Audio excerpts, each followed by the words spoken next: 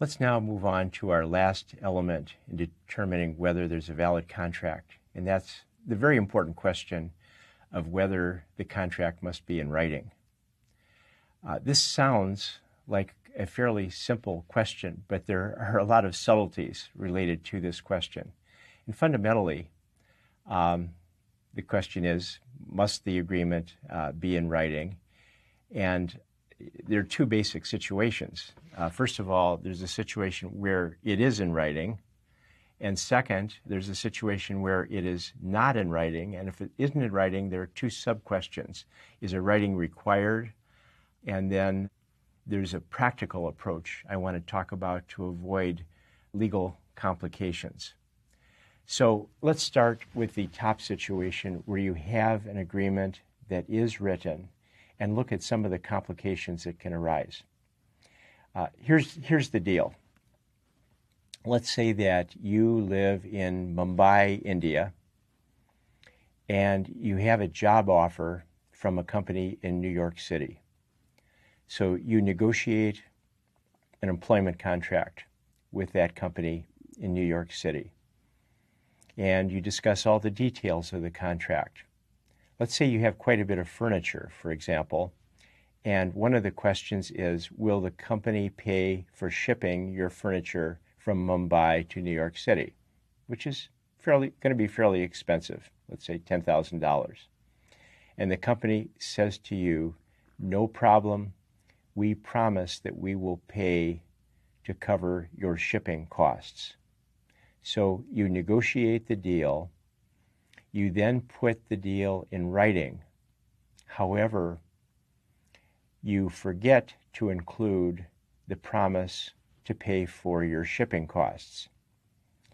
So you ship your furniture to New York, you move to New York, you start your job, and then you bring your bill for the shipping costs to the company, your bill for $10,000.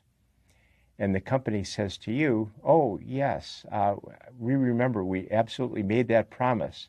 However, things are a little tight here right now, and we're not going to cover the shipping bill.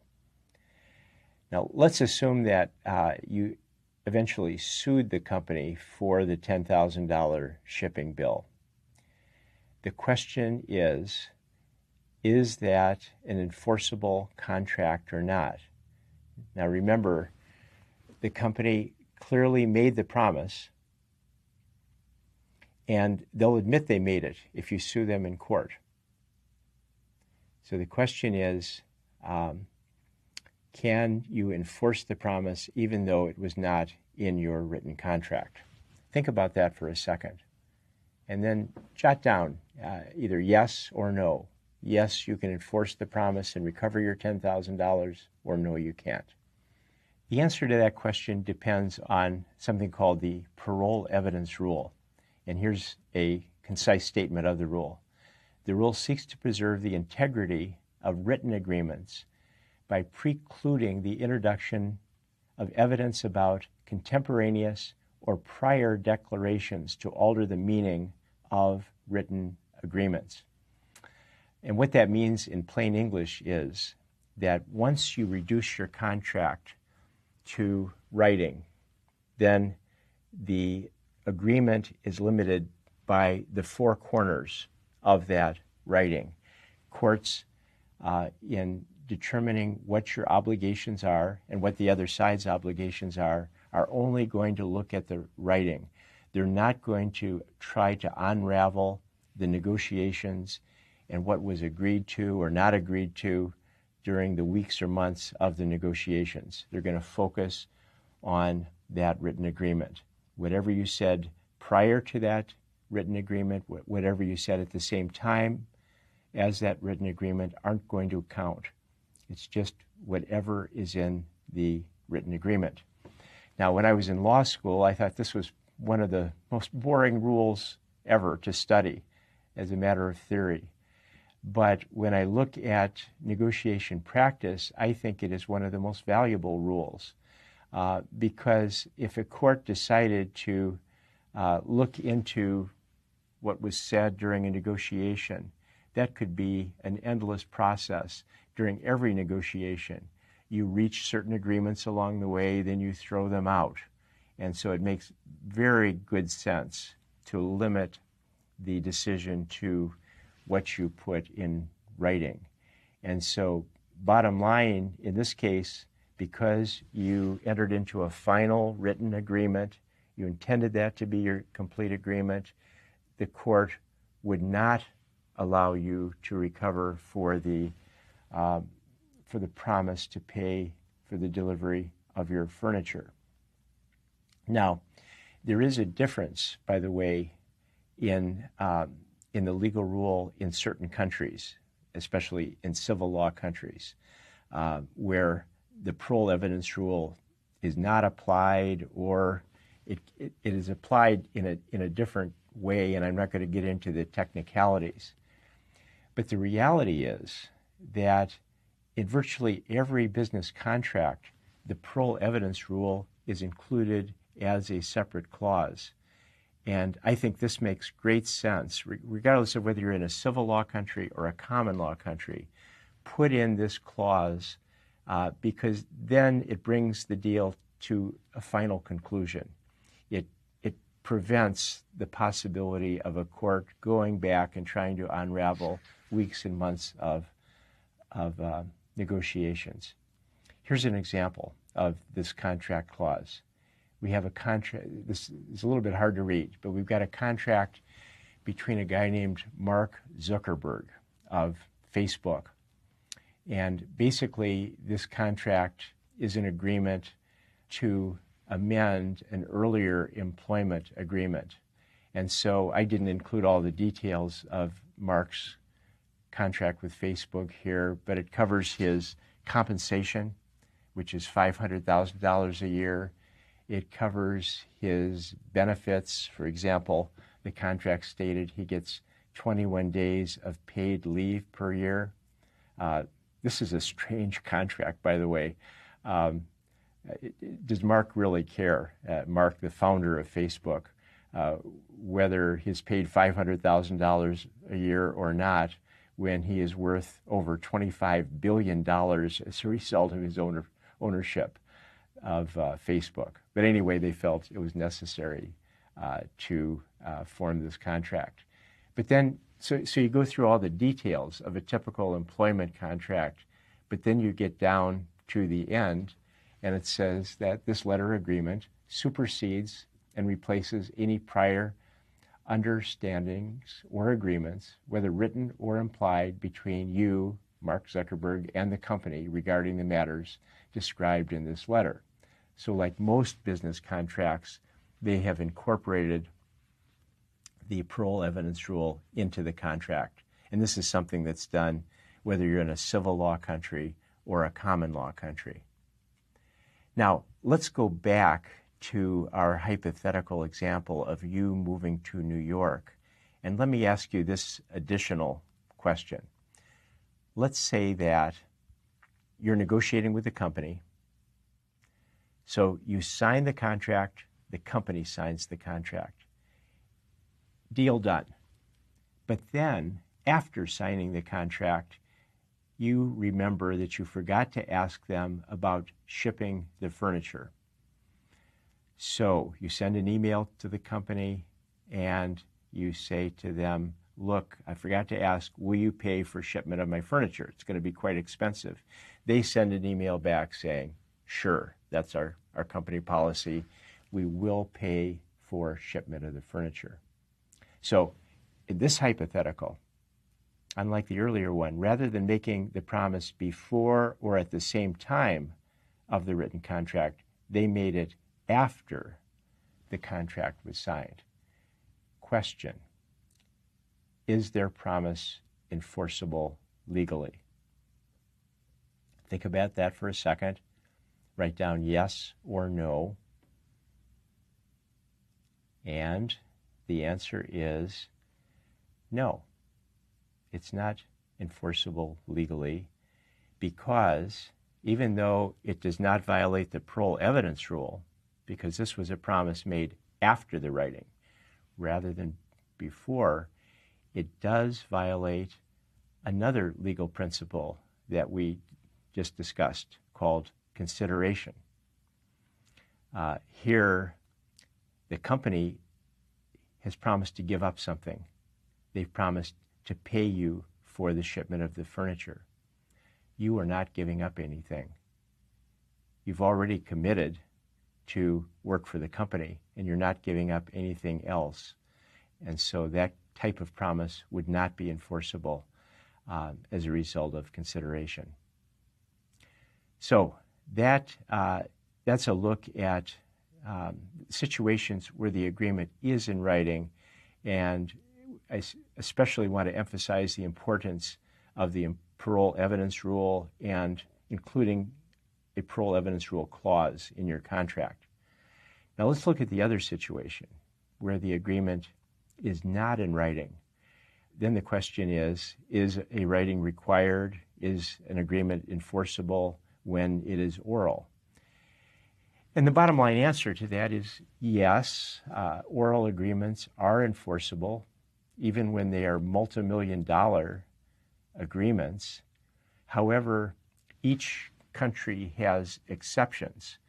Each country says, well, certain types of contracts are so important that they must be in writing. For example, real estate is a fairly scarce asset. It's a very important asset. And so virtually every country around the world says, if you're selling real estate, that agreement must be in writing to be enforceable. Now, I'm not going to go into the gory details of all of these exceptions. The important thing is when you're negotiating in any particular country, it's a question that you want to be sure you're clear about at the outset. Is this the kind of contract that has to be in writing, and therefore I'm going to put it in writing? What I would suggest as a practical matter, forget about the technicalities of the law and always put your agreements in writing. You should always do this, number one, because it simplifies your life. You don't have to worry about technical legal details. But number two, the human memory is very fallible. And so to avoid memory problems, put the deal in writing. There's an old Chinese proverb that I think captures it best. The palest ink is better than the best memory.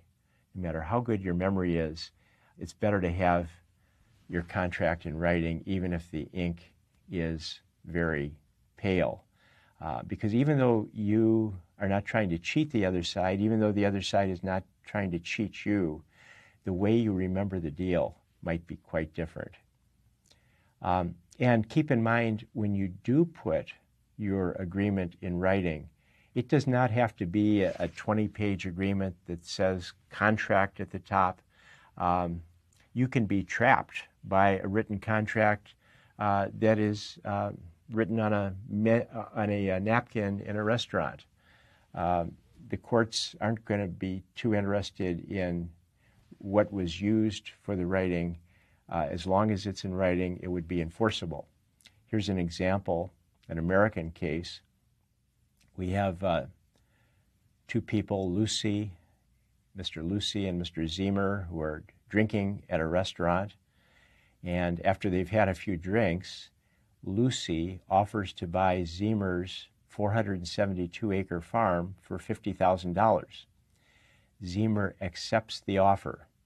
Now, so far we have an offer and acceptance. It's oral, not enforceable, because, as I mentioned, real estate contracts have to be in writing. But then Zemer writes on a restaurant order form, quote, "We hereby agree to sell to W.O. Lucy the Ferguson farm complete for $50,000, title satisfactory to buyer," end of quote. And then Zemer and his wife signed the writing. And here's what the writing looked like. So later, Zemer changed his mind and he refused to transfer the farm to Lucy. He claimed, number one, he thought Lucy was kidding when he made the offer to buy the farm. And number two, he claimed that he was drunk. He said he was, quote, as high as a Georgia pine, end of quote, and that the negotiation was, quote, just a bunch of two doggone drunks bluffing to see who could talk the biggest. Well, the court decided that he wasn't that drunk, he had capacity to make the contract, and that he had a valid contract. We had the writing as proof, and therefore he had to transfer the farm to Lucy. There's one last very important piece about this writing issue, and that is that even when you put your contract in writing, and this is called the express contract, there are a number of contract terms that are implied by law. And so it's very important that you have a basic understanding of what goes beyond what you've put into writing. In other words, it's important that you not only understand what you've expressly agreed to, but what the law automatically includes in your contract. Here's an example. Let's say we have Sam, who owns a small grocery store, and Clyde walks into the store, buys a large bag of potato chips, which, unknown to either Sam or Clyde, were spoiled. Let's say Clyde becomes seriously ill after eating the chips and sues Sam for breach of warranty. Is Sam liable? We're going to assume here that the nationally known firm that processed and packaged the chips is not named as a defendant. So the only question is whether the owner of the small grocery store is liable or not. Now, let's make certain assumptions here. Let's assume, number one, that it's very clear that Clyde's illness resulted from the spoiled potato chips, no other cause. Let's assume that Sam kept the potato chips in a safe area at a proper room temperature, and there was no sign of tampering with the chips.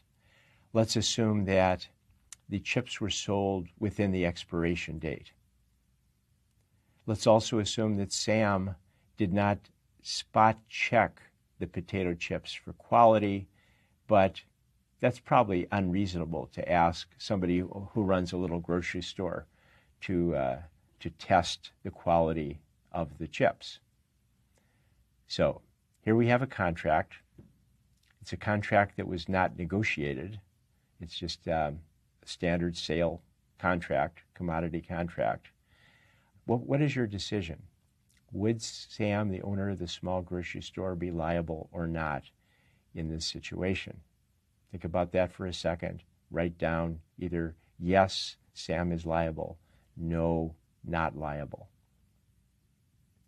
And the answer to the question is yes, Sam would be liable because there is implied in a sales contract when somebody in business, in this case the business of selling potato chips, sells those chips to a customer, it is implied that there is a warranty that the chips are of fair, average, ordinary quality. And they weren't of good quality in this case because they were spoiled.